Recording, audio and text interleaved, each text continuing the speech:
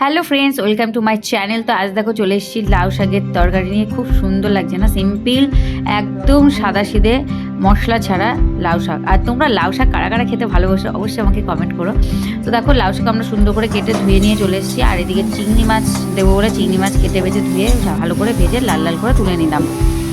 চিংড়ি মাছটা খুব লাল লাল করবো না, কারণ তাহলে শক্ত শক্ত ছাবা ছাবা লাগে। তো সুন্দর একটু নর্মাল মিডিয়াম ভাজবো।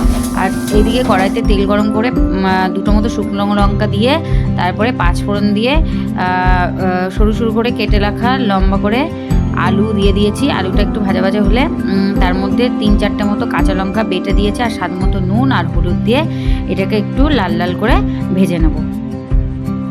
তো দেখো আমাদের লাল লাল করে ভাজা হয়ে গেছে। এবার আমরা লাউ শাকটা দিয়ে দেবো। লাউ শাকটা এবার সুন্দর করে আমরা নাড়াতে থাকবো। নাড়িয়ে লাউ শাকটা এই যে একটু কমে গেল, তখন আমরা চিংড়ি মাছটা দিয়ে দেবো। চিংড়ি মাছটা দিয়ে একটু ভালো করে নাড়াতে থাকবো। এটা একটু কমে গেলে তখন আমরা কি করবো, এবার এ দেখো অনেকটা কমে গেছে। এবার আমরা পরিমাণ মতো জল দিয়ে দেবো। তো লাউ শাকে আমরা একটু অল্প জল দেবো, কারণ এটা একটু সেদ্ধ হওয়ার মতোই দেবো, খুব দেবো না, কারণ লাউ শাক বেশি ফোটালে টক লাগে। তো আমরা এটা ঢেকে দিয়েছি। দেখো এদিকে আমাদের লাউ শাক প্রায় হয়ে গেছে, ঝোল কমে গেছে, ডাঁটাও সেদ্ধ হয়ে গেছে, আলু সেদ্ধ হয়ে গেছে। তো নামানোর আগে একটুখানি আমরা ধনেপাতা কুচি আর স্বাদ মতো একটু চিনি দিয়ে সুন্দর করে নাড়িয়ে দেখো কি সুন্দর লাগে না দেখতে।